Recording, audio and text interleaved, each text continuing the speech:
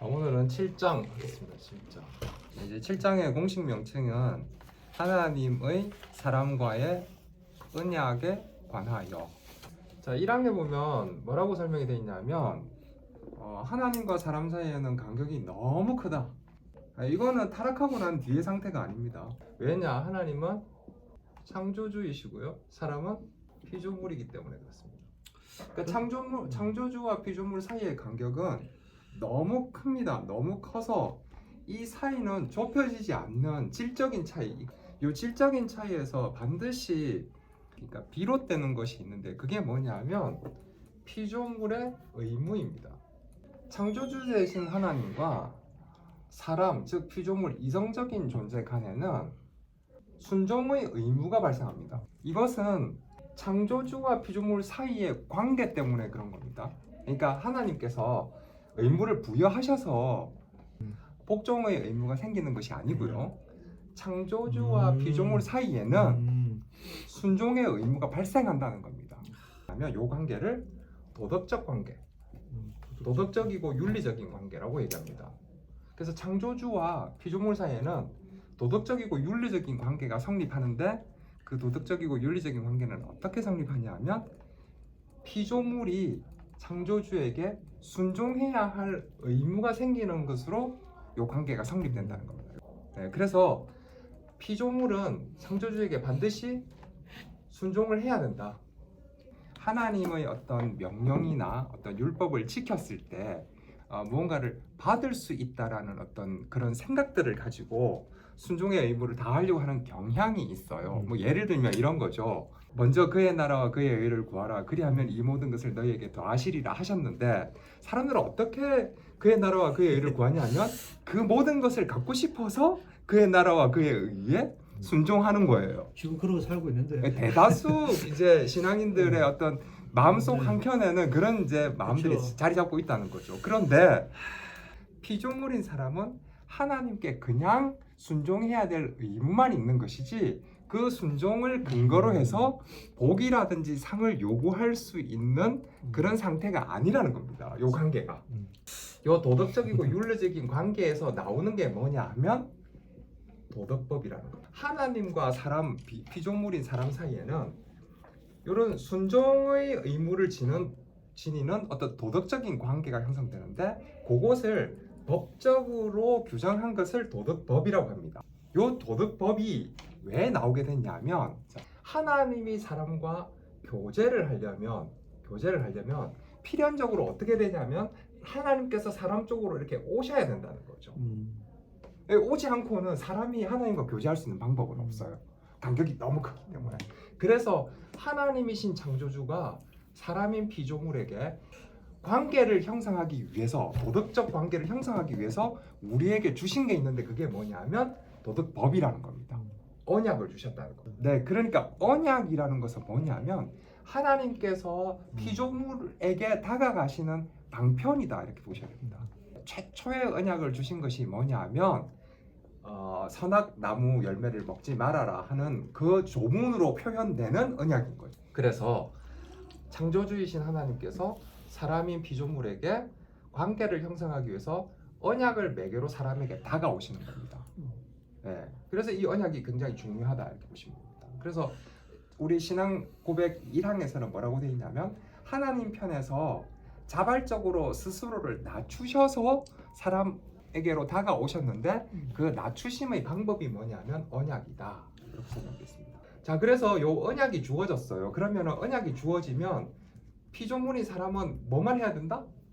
언약에 대해서 순종의 의무만 지키는 겁니다. 죄할 때도 얘기했는데 행위 언약 하면서 얘기했는데 하나님께서 행위 언약을 주셨을 때 그 행위 언약 안에 인격적이고 완전한 순종을 조건으로 생명을 약속하셨다라고 돼 있죠.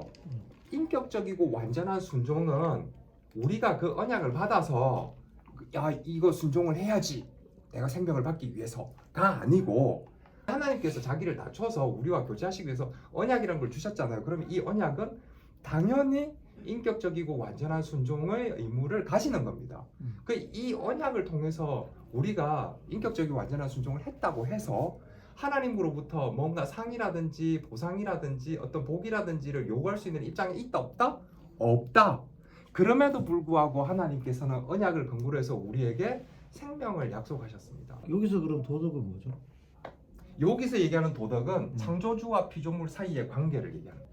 그러니까 도덕법이라는 것이 어떤 형태로 주어진 것이 행위 언약이다. 그게 조문처럼 나타난 것이 선악 나무 열매를 먹지 말아라 하는 것이다. 그러니까 조문을 줬어요. 우리가 법조문을 보면 이러이러한 것은 이제 범죄로 규정한다. 그리고는 이 범죄를 했을 때는 징역 몇 년형에 처한다. 이런 게 이제 법조문이 있듯이 하나님께서 선악나무를 먹지 말아라 하는 법조문을 주시고 형벌로 그걸 어겼을 때는 사망이라는 형벌에 처한다. 라고 이제 법조문을 주신 거예요. 그걸 이제 달리 해석하면 인격적이고 완전한 순종을 하게 되면 하나님께서 생명을 주신다라는, 왜냐하면 하나님이 생명과 영광과 선하심과 복되심에서 홀로 충만하니까 하나님께서는 순종의 의무를 다할 때 창조주이신 하나님께서는 사람과 교제를 통해서 생명과 영광과 선하심과 복되심이 계속해서 공급이 되겠죠. 생명이 영속적으로 이제 영위가 될 수 있는 어떤 상황에 이제 처해지게 되는 거죠. 요게 1항의 내용입니다. 누가복음에 보면 누가복음 17장 10절에 보면 사람은 명령받은 것을 다 행한 후에 다만 자신을 스스로 무익한 종이라고 이야기할 뿐이다라고 이제 돼 있습니다. 그러니까 무슨 말이냐면 우리가 하나님께 순종을 하고 난 뒤에 의무를 다하고 난 뒤에 우리가 하나님 앞에 나 잘했죠 할 수 있는 근거가 없다는 겁니다. 그거는 당연한 거기 때문에 그걸 근거로 해서 뭔가 보상을 요구할 수 없다는 겁니다. 그러니까 하나님과 피조물인 사람 사이에 그런 친밀한 관계는 그 언약, 약속이라는 것을 빼고는 이야기할 수가 없다는 겁니다. 예. 그러니까 약속이라는 것이 사이에 들어가 있지 않는데 하나님이 마구 그냥 친한 친구 같고 아버지 같아. 이건 하나님을 잘못 알고 계신 거예요. 잘못 알고 있어요. 예. 창조주의 창조주 대신 하나님의 하나님 대신 그다음에 사람의 피조물됨. 이 관계는 우리 신앙 고백에서는 너무 커서 도저히 사람이 하나님 어떠한 방법을 써도 사람이 피조물인 사람이 하나님께 다가갈 수 있는 방법은 없다. 근데 하나님께서 사람의 수준으로 낮추셔서 자기를 낮추셔서 교제하시기를 기뻐하셨는데 그 낮추시는 방법이 뭐냐면 언약을 우리에게 주심으로써 언약을 매개로 해서 하나님과 사람은 교제가 가능한 수준이 되었다는 겁니다. 행위 언약을 가리킬 때 관계성을 먼저 좀 설명이 충분히 돼 있다면 이 행위 언약을 맺어주는 것 자체가 은혜였다는 것을 알고 그걸 보면 좋을 텐데 그 앞에 거는 이제 없이 너가 지키면 안 지키면 살리고 죽여준다 이렇게 얘기하니까 사람들이 더 거부감이 있는 거예요. 그렇죠. 그러니까 그렇죠. 제가 이제 맞습니다. 답답한 게 네, 그건 맞습니다. 거예요. 처음부터 이 관계가 얼마나 놀라운 관계 속에서 하나님이 내려와셔서 우리에게 언약을 줬다는 것 자체가 이미 하나님께서 엄청 우리를 사랑하시고 자비를 베풀어 주신다는 거죠. 그러니까 이게 요 앞에 얘기가 없으니까 원래 알아야 될 기본적인 관계를 잘 모르는 상태에서 이제 바깥의 거를 자꾸 배우고 나니까 그렇죠. 집사님 얘기하는 것처럼 이제 자기가 아는 지식에서 이제 그 단어를 그다음에 그 상황을 이제 얘기를 하는 거죠. 하나님께서 사람을 창조하셨잖아요. 근데 사람을 창조하실 때 하나님이 특별하게 사람을 창조하셨다 그죠? 어떻게? 하나님의 형상을 따라서. 그 하나님의 형상을 따라서 창조하셨다는 게 뭐냐면 우리를 불멸의 영혼을 가진 존재로, 즉 지정의를 가진 존재로 이제 창조하셨다는 거죠. 그럼 지정의를 왜 주셨을까요? 이게 인격인데 지정을 왜 주셨냐 하면 하나님께서는 창조하실 때부터 뭐 하시겠다고? 교제하시겠다고. 처음부터 하나님은 사람을 창조하시지 않으실 수도 있었겠죠. 그냥 피조세계를 이렇게 만들어 놓고 운행되는 걸 보면서 하나님이 굉장히 기뻐하셨을 수도 있겠죠. 그런데 하나님은 맨 마지막 날에 이 모든 것의 대리 통치자로 사람을 창조하시고 그 사람과 교제하시기를 원하셨어요. 그래서 사람에게 하나님의 형상을 부여하신 거죠. 그러니까 하나님께서는 처음부터 사람을 피조물이지만 교제를 염두에 두고 창조하셨다. 그렇기 때문에 하나님은 사람의 수준으로 자신을 낮추어서 교제를 하실 수밖에 없는 거죠. 간격이, 왜냐하면 창조주고 피조물이기 때문에 간격이 너무 크니까. 그래서 여기는 필연적으로 언약이라는 게 들어올 수밖에 없는 거죠.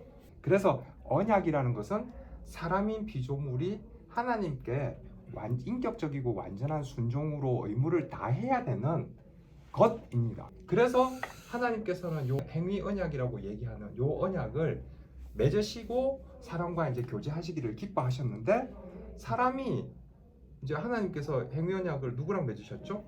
아담이랑 맺으셨죠.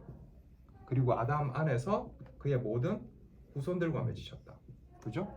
이게 이제 인격적이고 완전한 순종, 이 당연한 순종의 의무가 여기에 이제 부과가 되었다는 겁니다.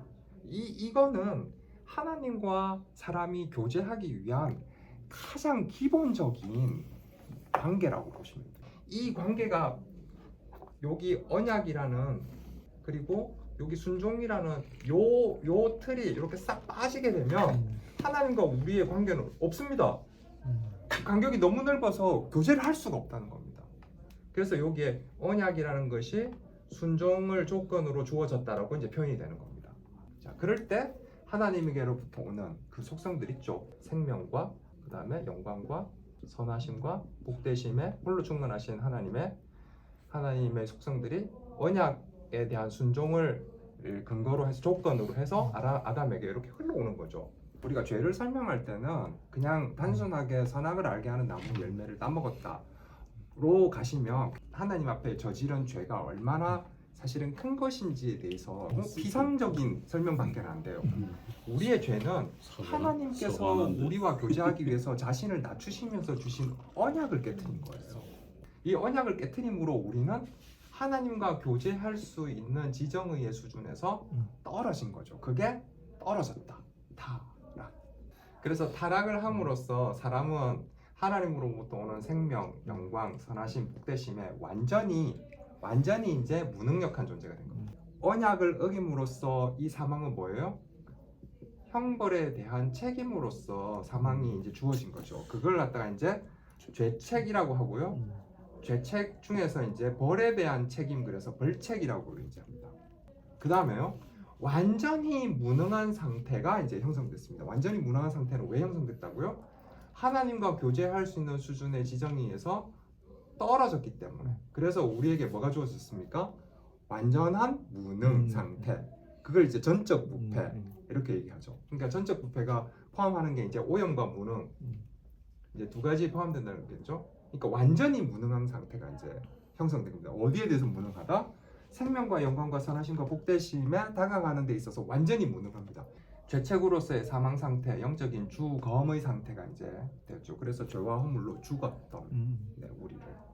그리고 전적으로 타락했다는 건 지정의 모든 인격적인 영역이 다 타락했다는 겁니다. 그러니까 정도가 아니고 범위라고 말씀드렸죠. 모든 영역이 다 타락했습니다. 그래서 완벽하게 무능한 상태가 되었다는 겁니다. 이 완벽하게 무능한 상태가 아니라고 얘기하는 게 펠라기우스고 알미니안입니다. 이단이냐 아니냐를 이렇게 구분하는 가장 큰 기준이 뭐냐면 이 전적 타락을 인정하느냐, 그러니까 모든 영역의 타락을 인정하느냐 아니냐. 전적 타락을 이제 인정하지 않는 펠라기우스나 알미니안 같은 경우는 이제 그건 이단이다라고 이제 정죄를 할 수 있다. 그래서 죄책이 전가되었기 때문에 모든 사람은 사망의 상태로 태어나는 겁니다. 네, 우리가 살다가 죽는 게 아니고요. 사망의 상태로 태어나는 거고요. 오염을 전달받은 채로 태어나기 때문에 모든 사람은 죄인의 상태로 태어나는 겁니다. 우리가 태어나서 죄를 지었기 때문에 죄인이 되는 게 아니고 죄인으로 태어났기 때문에 우리가 하는 모든 것은 죄가 되는 겁니다. 자, 이런 상태에서 하나님께서 사람과 행위 언약을 깨트린 이 사람과 다시 교제를 하시기 위해서 우리에게 두 번째 언약을 주셨는데 그게 뭐냐면 은혜 언약입니다.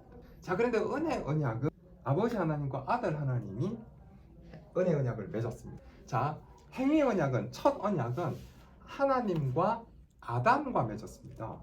그리고 아담 안에 모든 사람들, 그의 후손에 해당되는 모든 사람들과 맺은 거고요. 은혜 언약은 누가 맺었냐면 아버지 하나님과 아들 하나님이 맺으셨습니다. 자, 그러면 아들 안에서 아버지 하나님과 아들 하나님이 은혜 언약을 맺으실 때 아들 안에서 이 아담 안에 모든 사람들이, 후손들이 다 행위 언약 안에 언약의 당사자로 묶이는 것처럼 아들 안에서 은혜 언약의 당사자로 묶이는 자들이 있었는데 그게 누구냐? 네, 택자.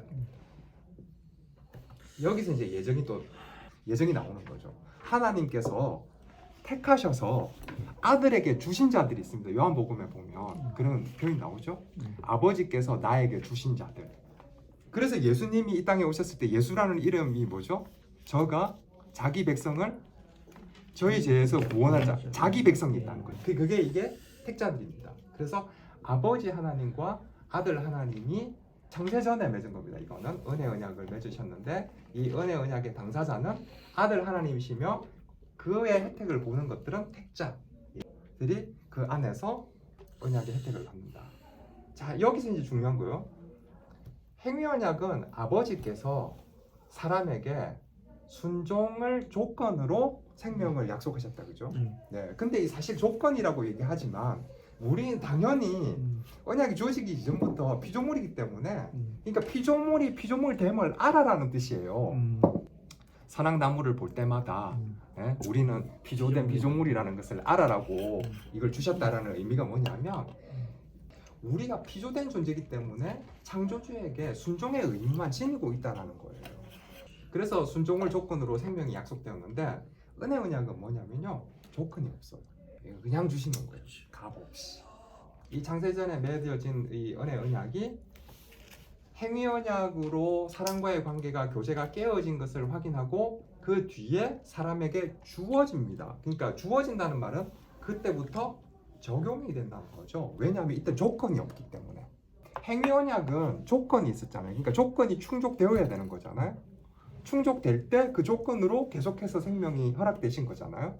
근데 이건 조건이 없어요. 그러니까 주어짐과 동시에 효력이 뭐 한다? 발생한다. 네.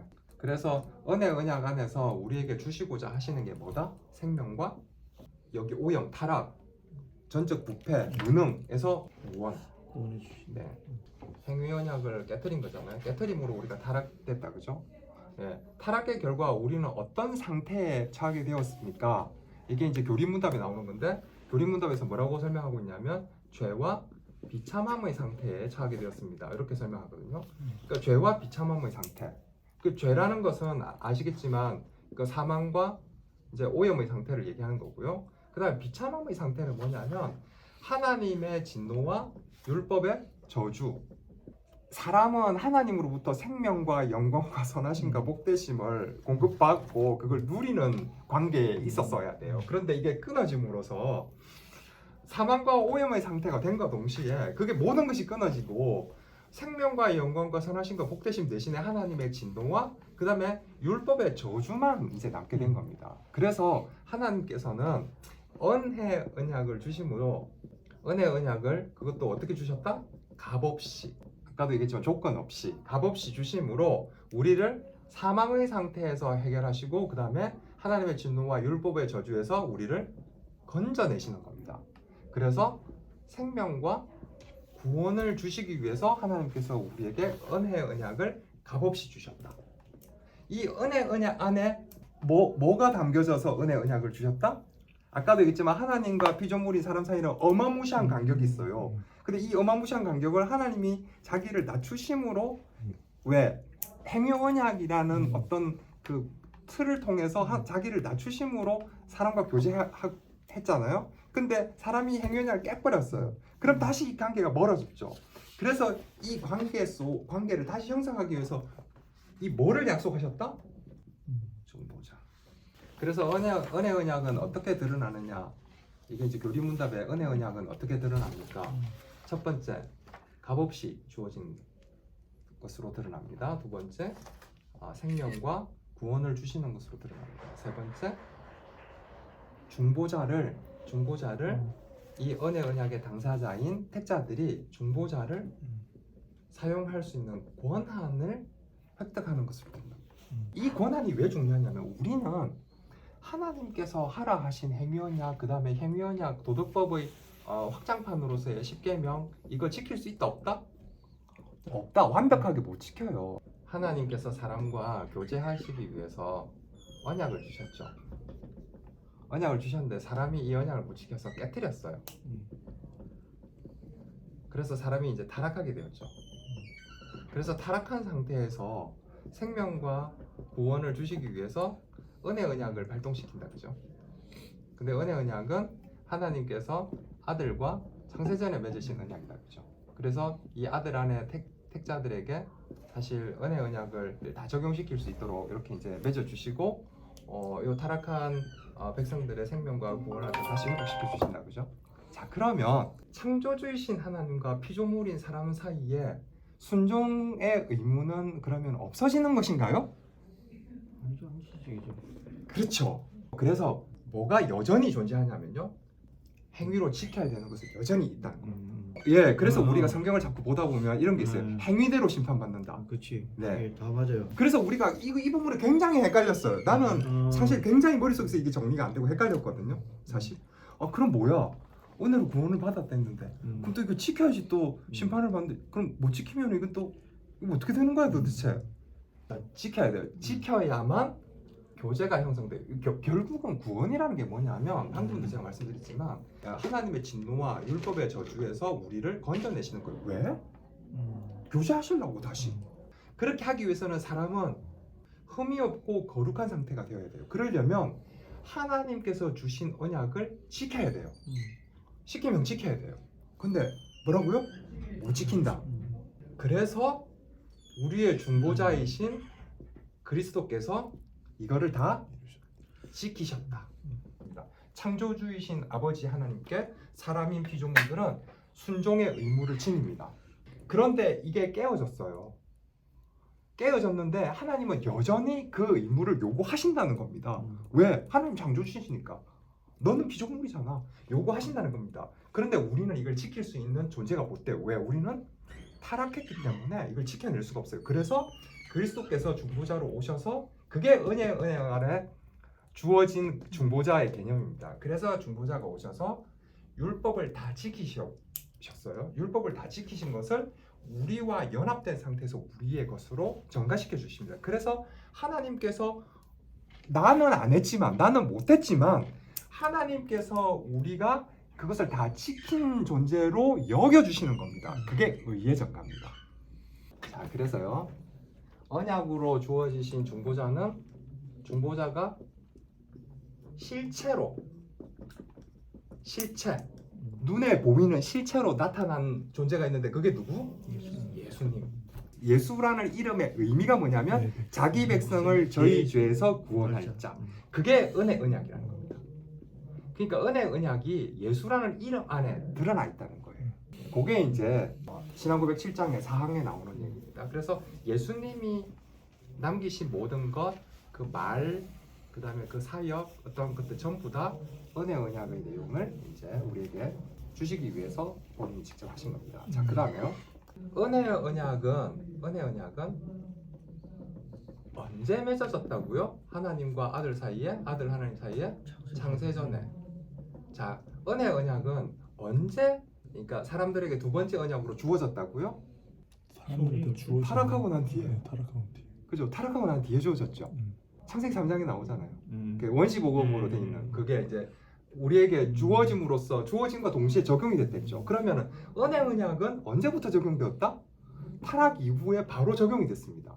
자, 그래서요, 동일한 은혜 언약이 언제 맺어졌다고요? 다시 창세전에 맺어졌어요. 이 언약이 창세기 3장에서 사람들에게 주어져요. 적용이 돼요. 그러면 자, 구약 백성에게 주어진 은혜 언약과 신약 백성에게 주어진 언약은 똑같은 언약이네요. 동일한 언약입니다. 서로 다른 언약이 아닙니다. 구약 백성에게 주어진 은혜 언약, 신약 백성에게 주어진 은혜 언약이 뭐만 다르냐 하면요, 시행 방법, 방식만 다릅니다. 구약 시대 곧 율법의 때에 은혜 언약은 어떤 방법으로 시행이 되었느냐?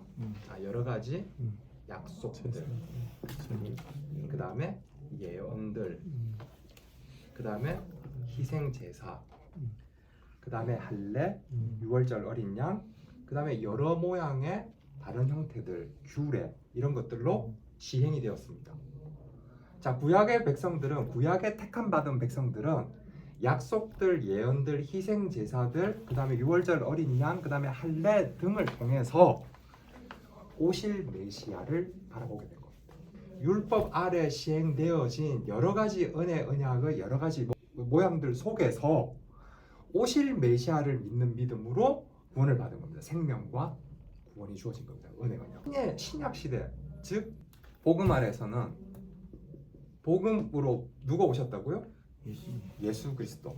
그리스도가 아들 하나님이 그리스도 직분을 가지고 예수라는 이름으로 실제로 오셨죠. 그래서 실체가 나타나고 난 이후에는 자, 말씀, 그 다음에